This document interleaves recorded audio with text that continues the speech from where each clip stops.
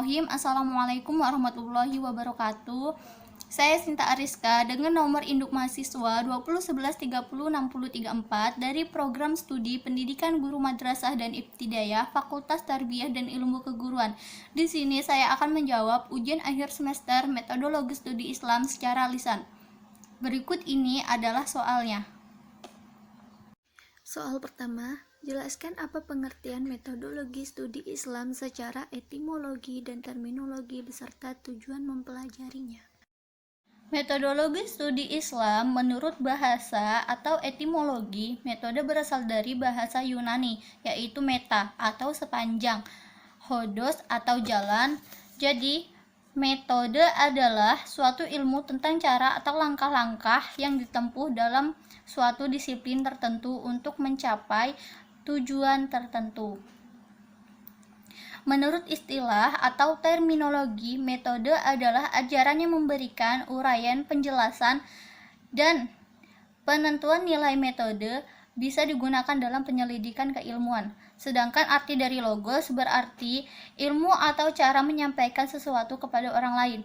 Metodologi studi Islam adalah suatu ilmu yang memuat langkah-langkah yang ditempuh dalam mempelajari Islam secara tepat, cepat, efektif, dan efisien, dari mulai menemukan fakta sampai melakukan generalisasi, baik Islam sebagai sumber ajaran, Islam sebagai pemahaman, dan Islam sebagai pengalaman. Tujuannya untuk mendalami dan memahami serta membahas ajaran-ajaran Islam agar mereka dapat melaksanakannya dan mengamalkannya dengan benar. Kedua, terdapat beberapa perbedaan antara metodologi studi Islam perspektif Islamologi Barat dan perspektif umat Islam. Jabarkan secara komprehensif.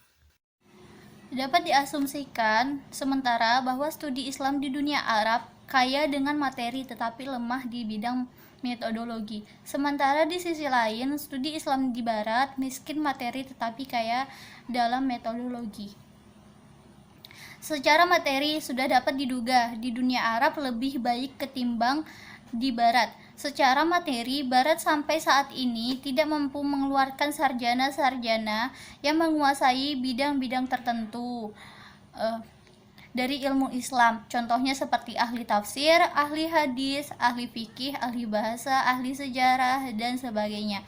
Berbicara tentang sikap objektif dan bebas atau tidak memihak, yang merupakan karakteristik ilmiah, maka para peneliti Barat dalam tulisan dan kajian mereka tentang Islam sulit sekali ditemukan sifat netral dan objektif ini.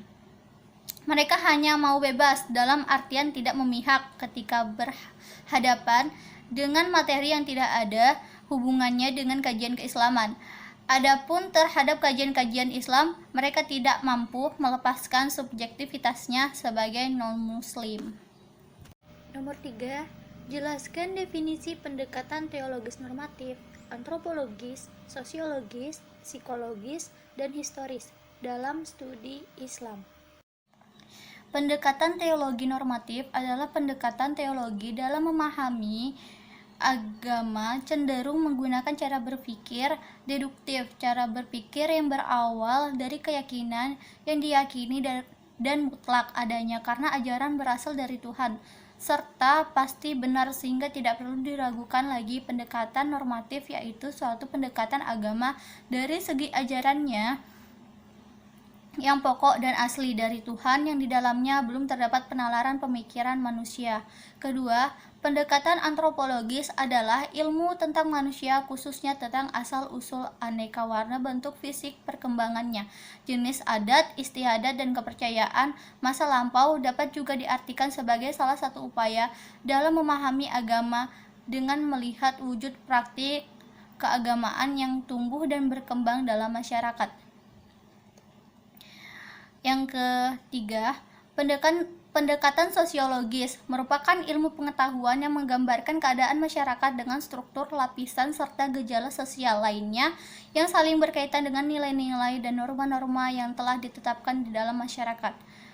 Yang keempat, pendekatan historis sama dengan sejarah merupakan suatu ilmu yang membahas suatu peristiwa di masa lampau yang memperlihatkan unsur-unsur waktu, objek, latar belakang, perilaku, sebab, dan siapa yang terlibat dalam peristiwa tersebut.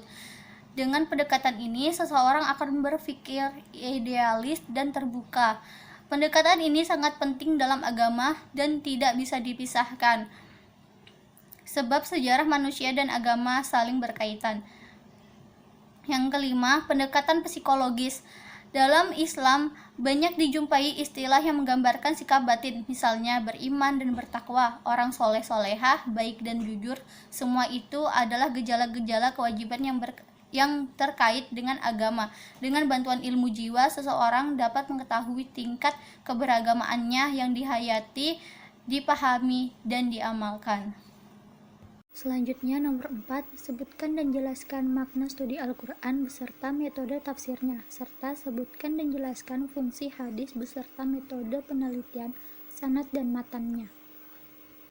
Studi Islam atau biasa disebut dengan ulumul Quran merupakan ilmu yang membahas masalah-masalah yang berkaitan dengan Al-Quran dari segi asbabun nuzul, pengumpulan dan penertiban Al-Quran, pengetahuan tentang surah-surah Makkiyah dan Madinah, dan lain sebagainya yang berhubungan dengan Al-Quran. Metode tafsir yang digunakan ada 4, yaitu pertama, tahlili adalah salah satu metode dalam penelitian tafsir. Metode ini menganalisa serta menjelaskan ayat Al-Quran secara keseluruhan, seperti bacaan ayat nahwu dan syaraf, nuzul ayat, dan makna ayat. Kedua, ijmali adalah metode tafsir yang digunakan oleh Nabi Muhammad SAW untuk menafsirkan Al-Quran dengan cara singkat, agar pesan yang tersirat dalam Al-Quran dapat dipahami dengan mudah oleh umat Islam. Ketiga, muqorin adalah metode tafsir yang menafsirkan dengan cara membandingkan satu tafsir dengan tafsir lainnya, satu ayat dengan ayat lainnya, dan satu surah dengan surah lainnya. Keempat, maudu'i adalah metode tafsir yang berurusan mencari jawaban Al-Quran dengan mengumpulkan ayat Al-Quran. Fungsi hadis ada 4. Yang pertama, bayan al-takrir atau memperjelas isi Al-Quran, berfungsi untuk menguatkan dan menegaskan hukum yang tertera dalam Al-Quran. Kedua, bayan at-tafsir atau menafsirkan isi Al-Quran, berfungsi memberikan perincian dan penafsiran terhadap ayat-ayat Al-Quran.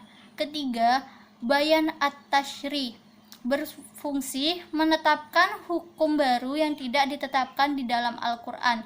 Keempat, bayan nasak atau mengganti ketentuan terdahulu hadis dalam menghapus ketentuan dan isi kandungan Al-Quran. Sekian dan terima kasih. Mungkin itu saja yang bisa saya sampaikan. Mohon maaf jika ada salah-salah kata. Wassalamualaikum warahmatullahi wabarakatuh.